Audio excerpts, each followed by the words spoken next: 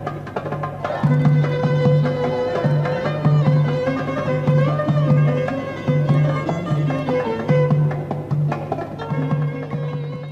to Hadar's Web, a podcast featuring community conversations on spirituality, healing, justice, and art. My name is Hadar Cohen. I am your host, and I am delighted to invite you to my relational web. Today's guest is Juliette Samman. Juliette Samman is a researcher specializing in decolonial studies with a focus on social justice and the Middle East. Her work is deeply intertwined with her identity as a French individual of Syrian heritage and her personal ties to Palestine, rooted in relationships and lived experiences. She is here to talk about the One Democratic State initiative. The One Democratic State solution is a political vision that identifies Zionism's settler colonial endeavor as the root cause of suffering and violence in Palestine, and its politicization of identity as a danger to the cohesion and health of societies. It proposes a transition to one democratic state as the only possible solution. The One Democratic State initiative aims to mobilize individuals, entities, and political parties in Palestine and abroad behind such endeavor. Juliette joined a year ago based on her shared vision of what a free Palestine should look like. Welcome, Juliette. So glad to have you here. Thanks. So glad to be here. Hi. So I wanted to start by asking you to share a little bit more about this initiative that you are part of, the One Democratic State initiative. How did it come to be? When did it get started? So it actually started recently. The initiative itself, the vision, One Democratic State, is much more older. It's actually existed even before the Nakba. So it comes from the acknowledgement of all, or at least in its current version, it comes from the acknowledgement that Zionism as a colonial project is inherently violent. And so to end the violence, we need to end colonialism and thus Zionism. I mean, it's a very aspects of this violence, such as daily oppression, dispossession, forced displacement that are really inherent to the colonial nature of the Zionist project. So again, to end this violence, we must end the colonial project, which means that there needs to be political alternative to Zionism. And that's where ODS, so One Democratic State, comes in. I will just specify to clarify, because sometimes I will speak about ODS and sometimes I will speak about ODSI. So ODS is the vision, it's the solution, the one state, one democratic state solution. And ODSI, it refers to the One Democratic State initiative, which is the initiative that I'm also talking about. So here I'm more talking about the vision itself, so ODS. And I was saying before, this is not a new proposition. Its establishment, so the idea of the establishment of a democratic state in Palestine for all its citizens, as I was saying, it was even before the Nakba. So under the British mandate, as part of the liberation movement, also as a proposition to integrate Jewish immigrants from Europe before the Nakba. So it's really, it was always, or at least it was present for a very long time. And it was the main vision after the Nakba. So as the vision of the liberated Palestine until the PLO, so the Palestinian Liberation Organization, in the 70s adopted a new approach that was based on making concessions to the Zionist state. And after that, so ODS remained the vision for the liberation of Palestine for many Palestinians, but it was made less visible in the political sphere and it was rarely publicized. And so the initiative itself, so ODSI this time, comes from this constatation that there is this absence, that the proposition of ODS as a political solution is extremely relevant, that it is always here, but it is lacking organizing, let's say, especially at the point where we're seeing this extreme violence that we are seeing today. And it's also an answer to people who are concerned about what's going next, because when we liberate, but we don't specify to have what, this can also create concerns. And ODS really articulates the vision of liberation. So as one democratic Palestinian state, from the river to the sea, that doesn't exclude based on religion, ethnicity, etc. And as I was saying, it has always been the vision, but it got decentered, let's say, after the 70s and even more after Oslo. And so although it's kind of everywhere, all the resistant factions and leaders mention it, but it needs to be more prominent in the discourse. So that's what the initiative is about, to be more vocal about it. And it was formed from all of these elements that I talked about.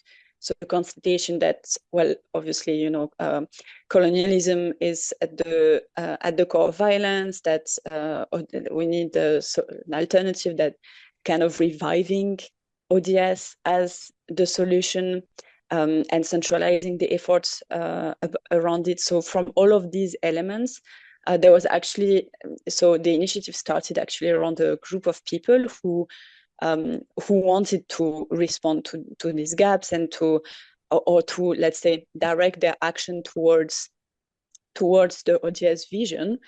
So they were kind of looking for organization or initiatives that worked on this project, and they couldn't really find one.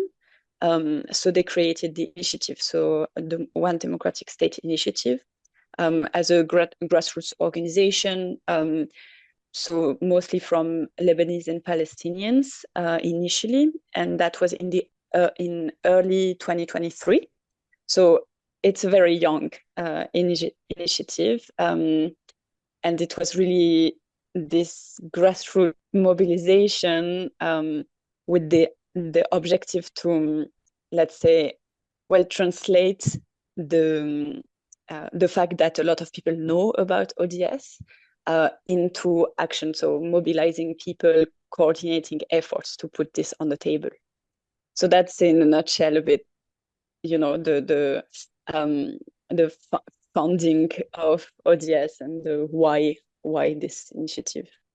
Thank you. I appreciate that response. And yeah, I think the importance of articulating a political vision is very relevant, especially right now, and especially because sometimes it feels like, well, is there even any hope? But just the steps of bringing the vision, bringing the people together, trying to carve a way forward, even against impossible conditions. Yeah, it's really, really important, and it's really beautiful work.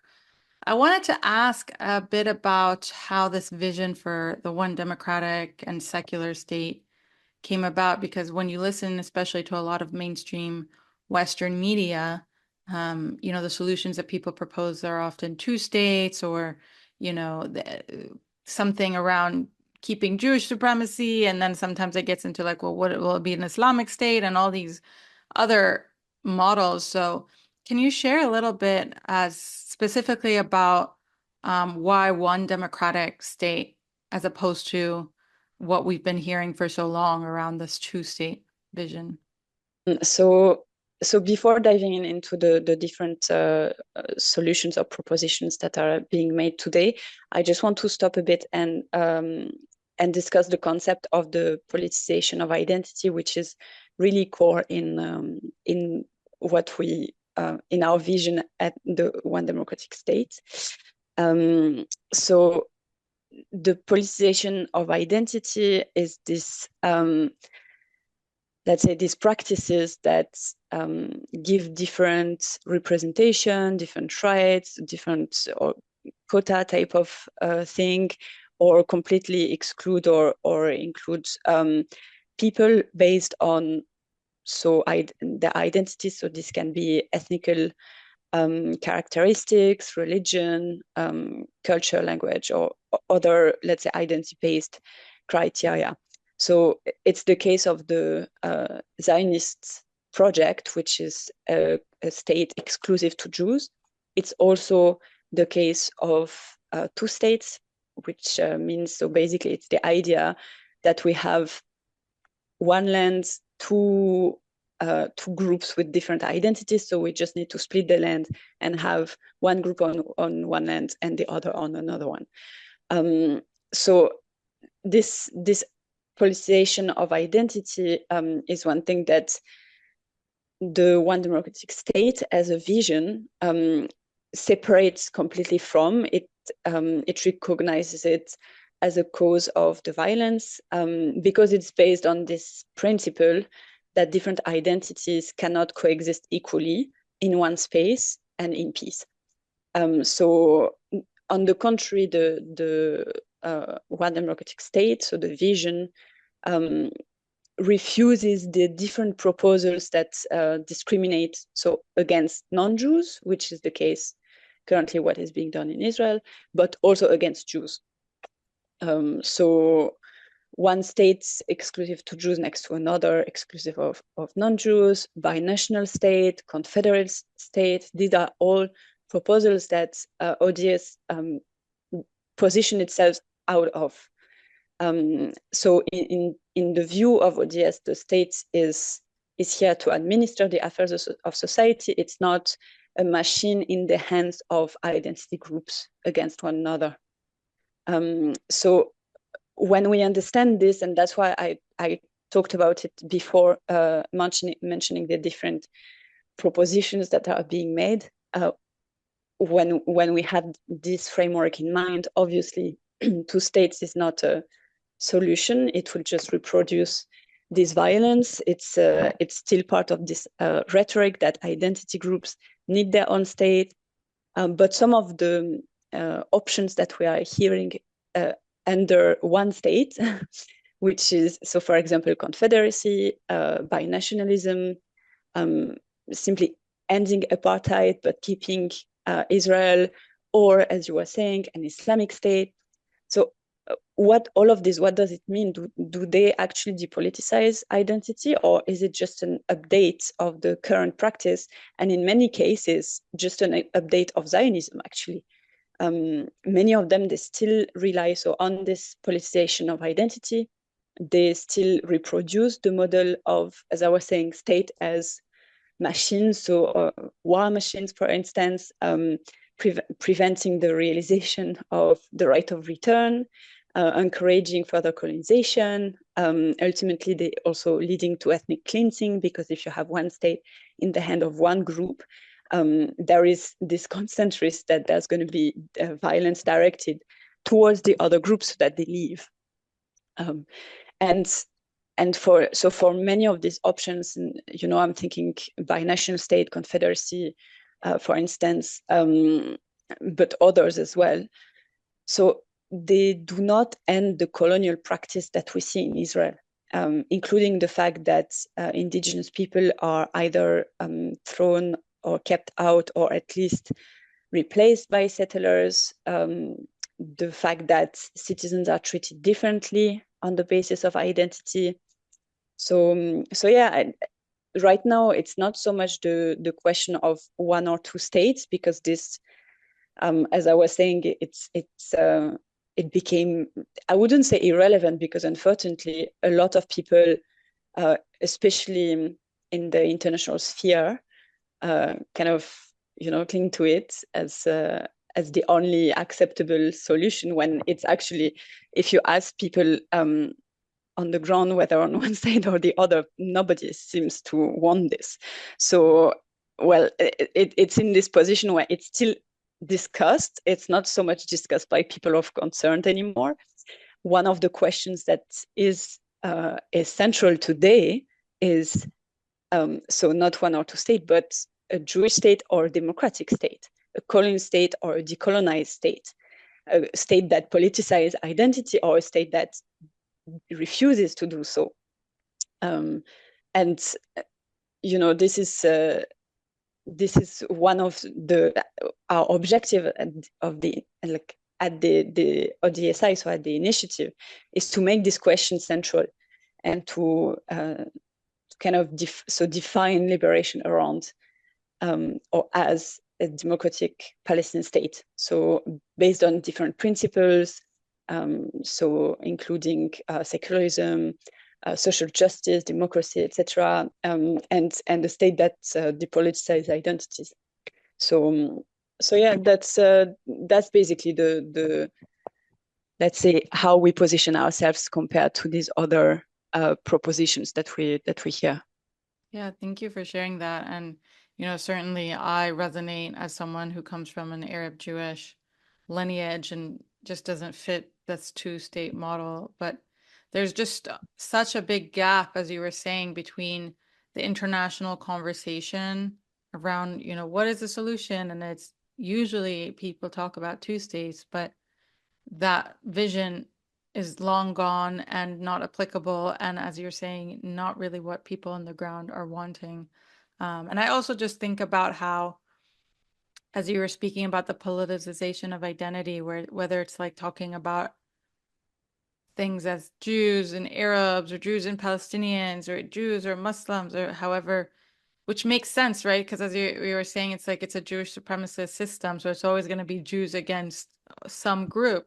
But the reality is that Palestine has always been diverse of people, of so many different faiths and religions and tribes and cultures. It's not a monolithic place. I mean, you can talk about the Christian community, you could also talk about Baha'i community. So, and minority communities are oftentimes glossed over in these conversations. So, yeah, as you're saying, it's like the one democratic state is really the only viable solution that can, achieve some justice. Um, I want to ask you a little bit about how this initiative has been going. You said it's fairly young, but it seems like you've been mobilizing, Palestinians and people from all over the world to be part of it. So can you share a little bit about some of the progress and some of the challenges of this initiative? Yeah, thank you. So overall, as you said, the progress have been pretty good, especially given the short time frame since which we've existed. Um, I, so I will speak a bit about the barriers first and the challenges. So one of the main obstacles that we have is related to mobilizing Palestinians in contexts where like most of them or a good portion, yeah, the majority of them actually live under oppressive regimes, and including Zionist regimes or facilitators of, of Zionist regimes, let's say. So this has been a major or a big obstacle, mostly because it slows things down. So it's not that people are not mobilized, but more that they cannot do as much as in other areas.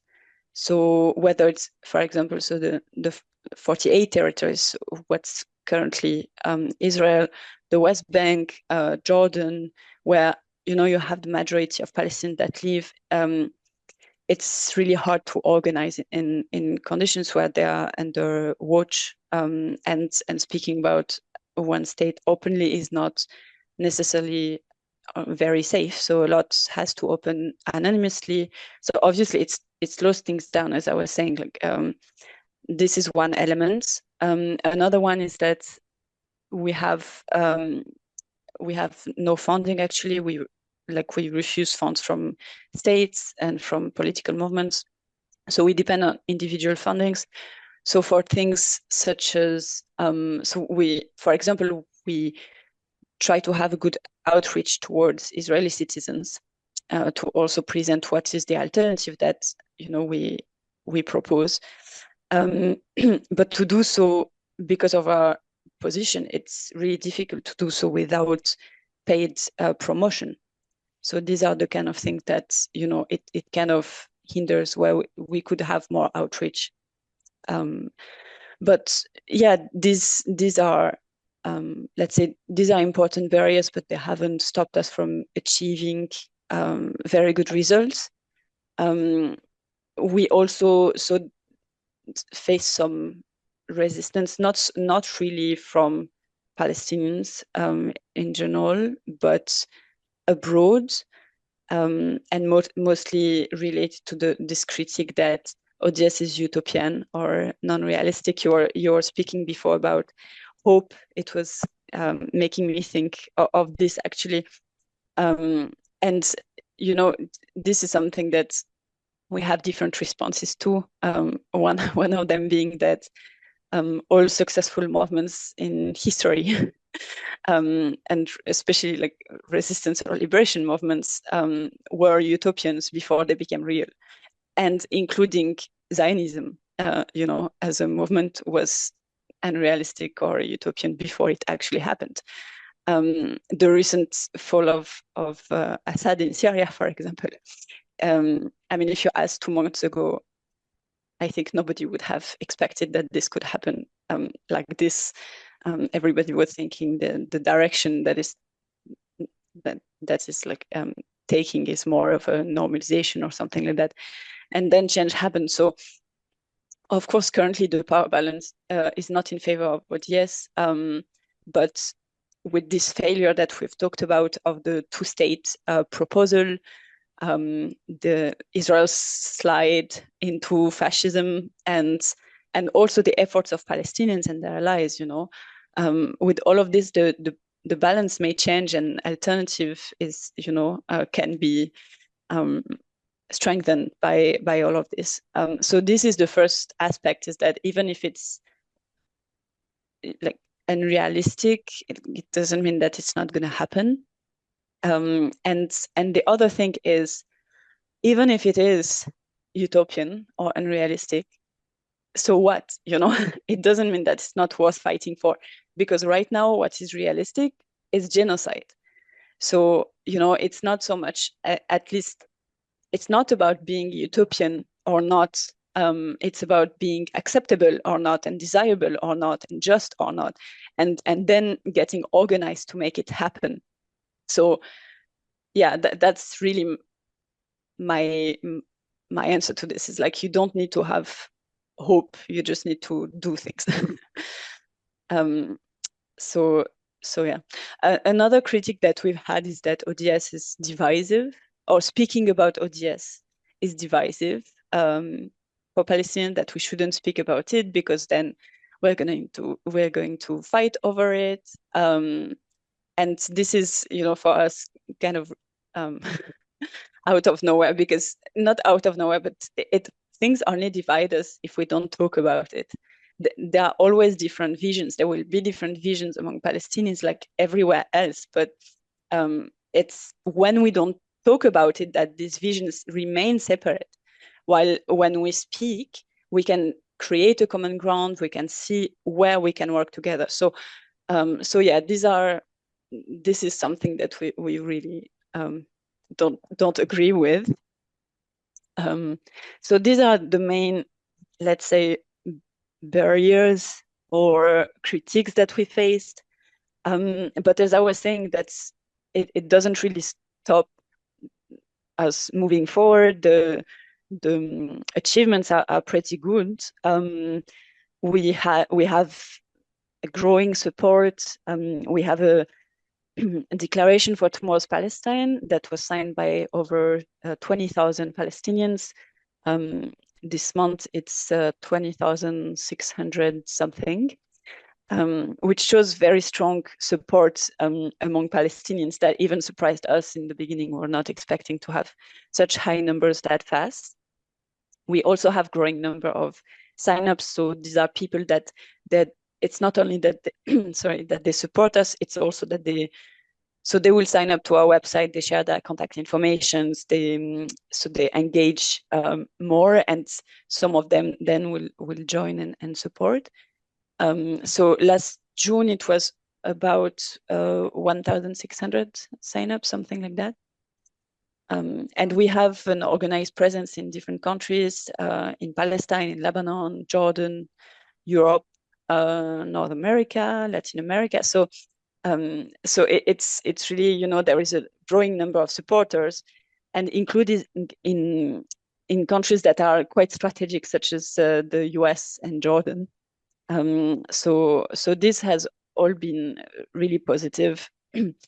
And I think one of our successes is that we manage. So one of our objectives is to put, ODS on the table, and this is something that we are succeeding in doing, as part of also other, let's say, evolutions and movements. So this is really positive. The Tomorrow's Palestine Declaration shows this, that this is now, well, it's taking its central place that it had lost. Like, we are not there yet, but that's the direction that is being taken.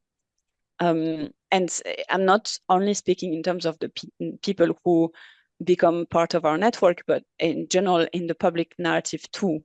So now you find more references to ODS on social media, for instance, online in general, more than ever before. So this is definitely, a success. And then, I mean, so in terms of outreach, another element that has been quite positive is the outreach to Israelis, which is very strategic because we want to address this fear that their fear of the alternative, basically, of what would they have if we end colonialism. And we want to address this and say concretely what would be the alternative, and demonstrate that the approach of depoliticizing identities also means not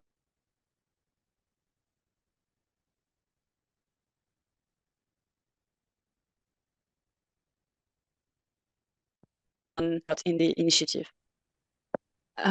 So to achieve that, we have content in Hebrew, for example. We wrote a letter to our Jewish allies, and we also have, so it's smaller numbers, but they are still very good given the context and dynamics. We have over 70 sign-ups that are Israeli.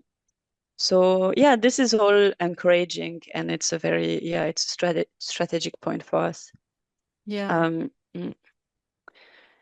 And another aspect which is related to putting ODS on the table is also the outreach to public figures. So we were able to speak to different public, let's say, public figures, including Palestinian political figures, and have them so either endorse or at least discuss ODS, which is challenging because ODS is still non-hegemonic, which means that for people who are well known, they have a risk to endorse ODS publicly, even if they support it privately, which is the case of quite a lot of Palestinian leaders, actually. So what we can do to facilitate this is get them to talk about ODS. So not having this black and white, you endorse it or you don't endorse it, but just to have them speak about it, because then it's put on the table, even if it's not, endorsed, it is there. So we had interviews with Palestinian political leaders. They're on our YouTube channel, for instance. This summer, we also made a post on Instagram that showed quotes from different leaders, so past and present.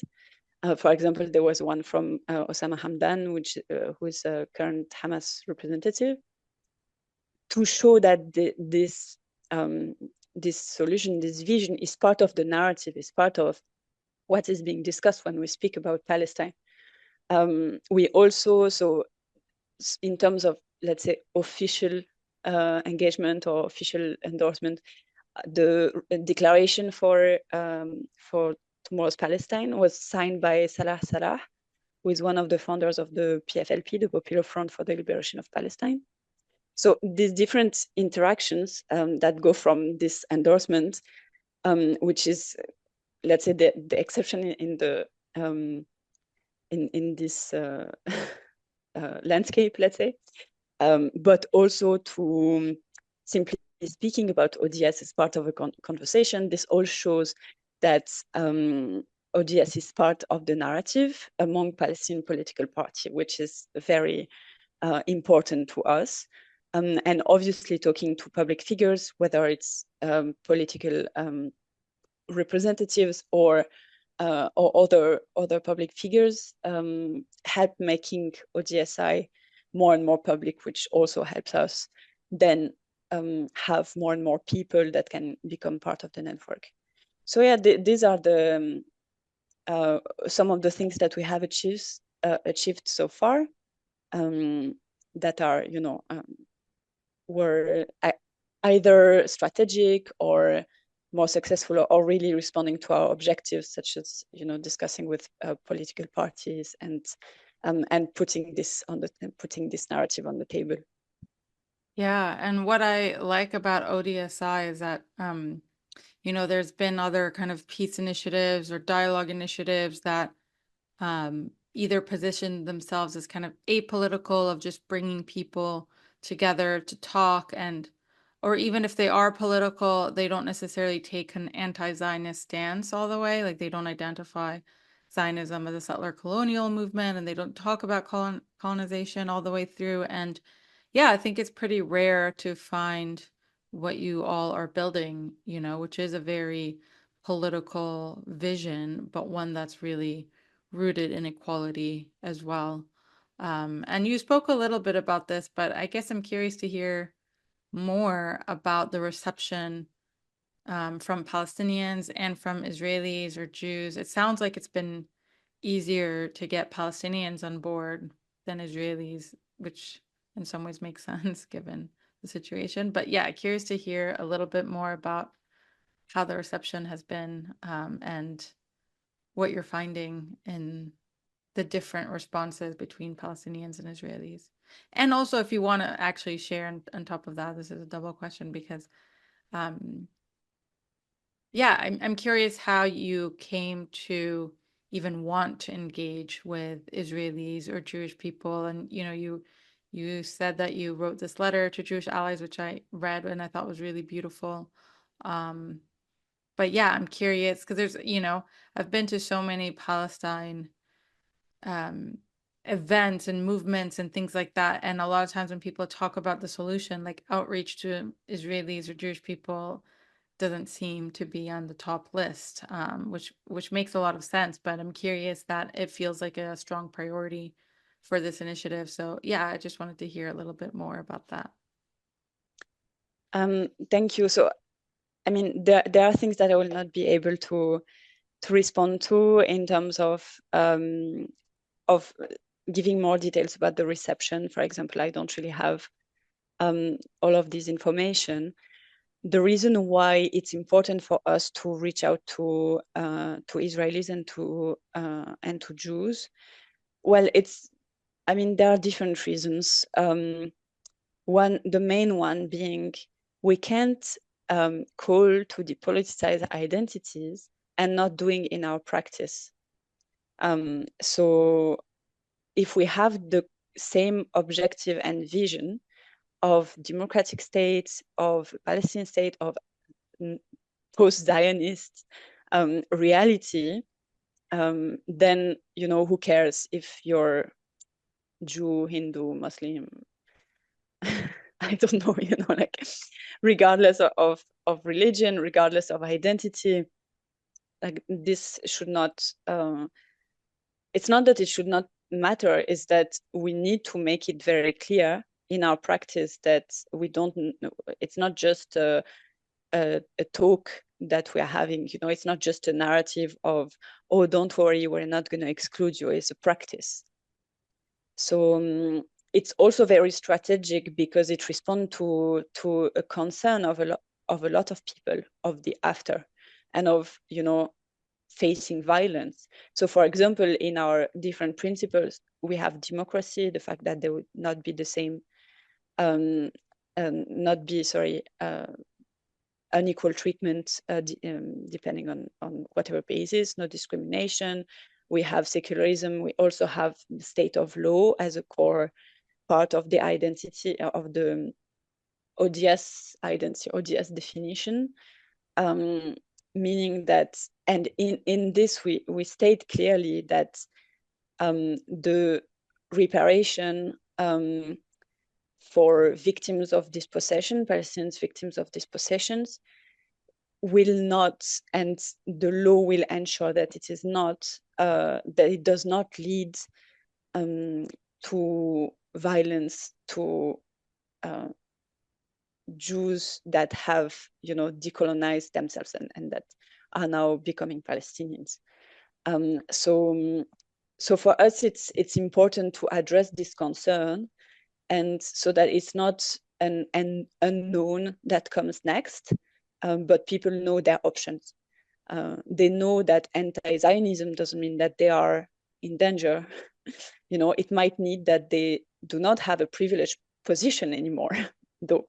But yeah, it's strategic to have Israeli allies, because in the end of the day, we want a society with people who want to become Palestinians or who accept to leave and go somewhere else. But like, this option needs to be open. So this is a strategic element. Then in terms of the how to say of the reactions or the receptions of Israelis versus Palestinians, and then Jews outside of Israel, I don't really have the details. For sure, we have more supporters among Palestinians. It's also like a Palestinian grassroots movement. It's a movement, or let's say the vision itself is, as I was saying, the central in the Palestinian liberation movement. Then among Israelis, I don't really know what is the reception. I do know that, so we do this effort of outreach. I think that it's easier to reach Israelis that are already in a anti-Zionist or almost anti-Zionist position, because that's the networks that we can have access to. But yeah, I don't really have the details. Thanks for sharing. If people wanted to get involved and support, whether internationally, whether they're Palestinian or Jewish, or what's the best way to support and get involved? Thank you. So I mean, as I was saying before, our objective is to put ODS, so the vision, on the table, so to kind of center the discussion around it, and reclaim the narrative. So for this, we work at different level. We work around, let's say, everything media, social media related. So this is mostly, visibility, making this in the public discourse. We also do field work, so organizing events, taking part in protests, using visuals, so banners, flyers, stickers, etc. And then we do political networking. So this is mostly reaching out to political movements, pro-Palestinian groups, to put ODS as part of their narrative and their action.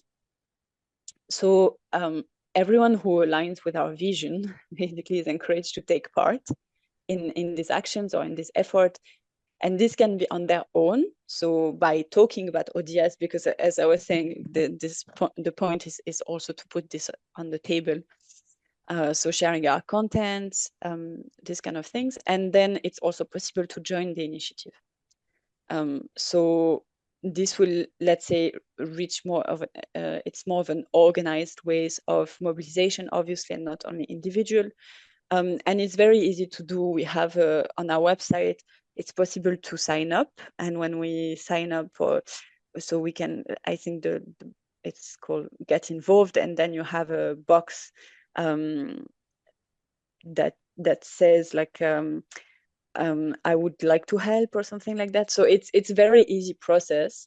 And when you tick this box, basically a coordinator for the region that you're in reaches out to you. So for people who want to join the initiative, they can do it this way, and then they get involved as much as they'd like. So this is discussed with the coordinator that contacts them. And the idea is to see how much the person can and is willing to be involved, what kind of activities or actions they would like to do, etc. So this is really the process. We also encourage people to read and share our material. And yeah, that's it. And then, of course, if people, want to discuss more in depth about certain principles or have comments, they can always interact with us. We have comment sections on our social media, on our website. They can also email us. So it's really easy to interact with us. And yeah, we really encourage everyone to read about ODS and to contribute to this effort to putting it, central in the narrative, make it clear what we are fighting for, and also responding to certain concerns that a lot of people have, Jews and non-Jews actually. So Yeah.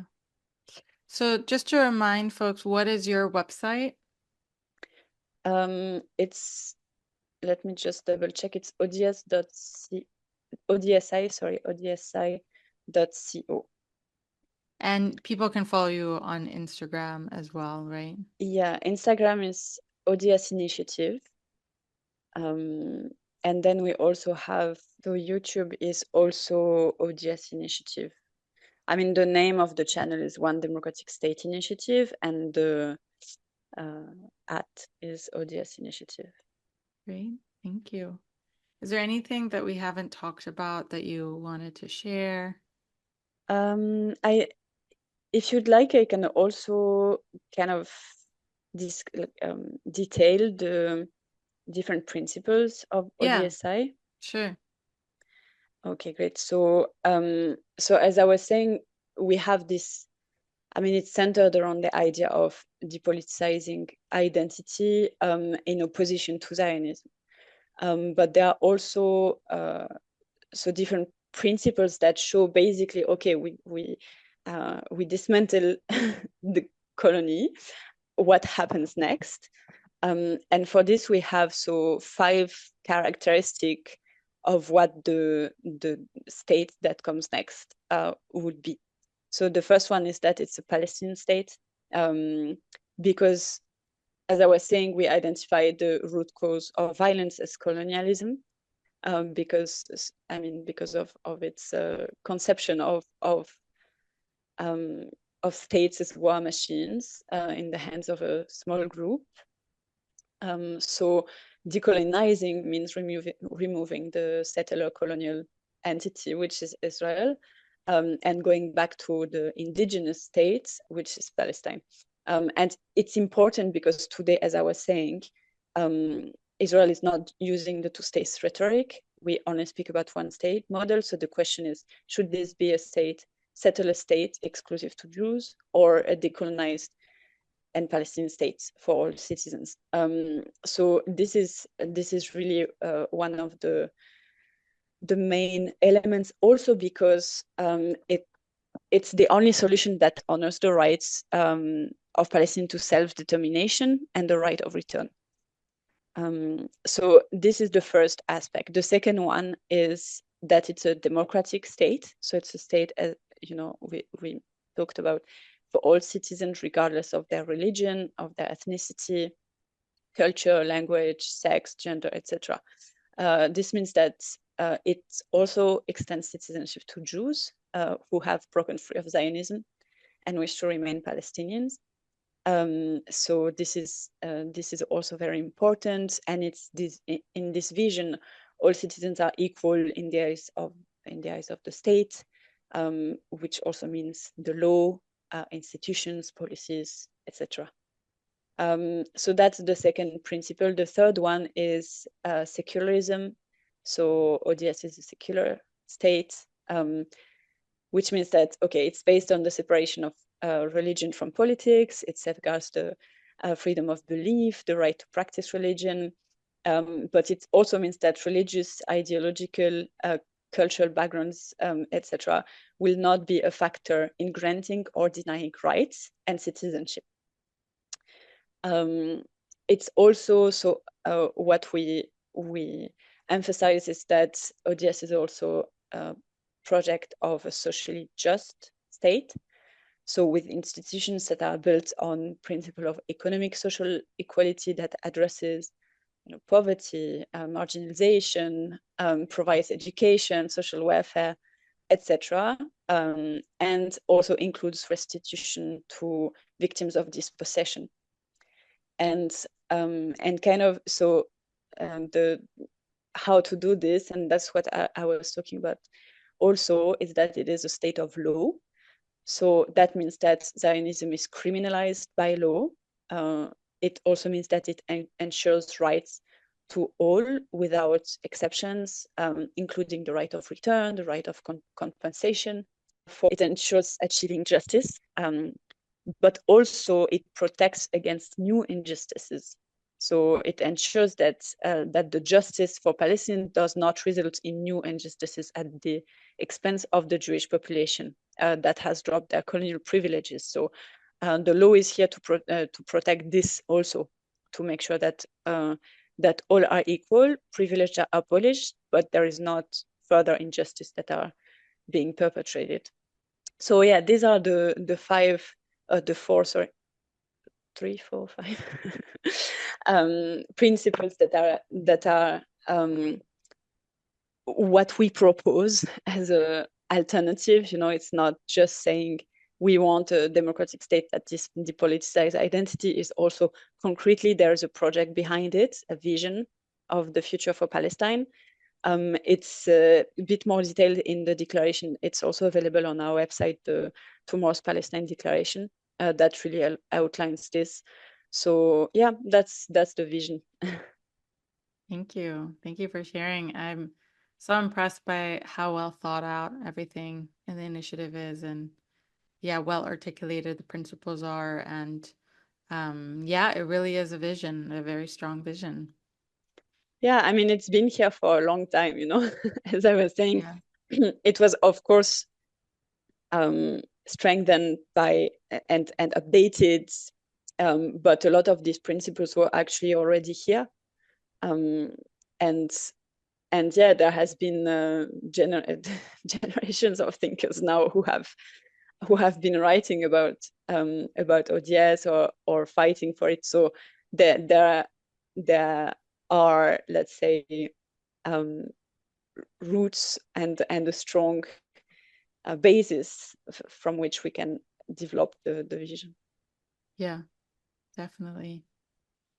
Well, thank you so much for coming on and sharing with such depth and detail about ODSI. Definitely encourage folks to check it out and support. Yeah, are there final thoughts or offerings you want to share? No, nothing special. Just inviting people to, as you just said, to check our content, see if this is something that speaks to you, and otherwise nothing. Just thank you so much for this opportunity. Of course, yeah. It's such a pleasure to support you all and excited to see how it continues to grow and evolve. Thank Okay, you. thanks.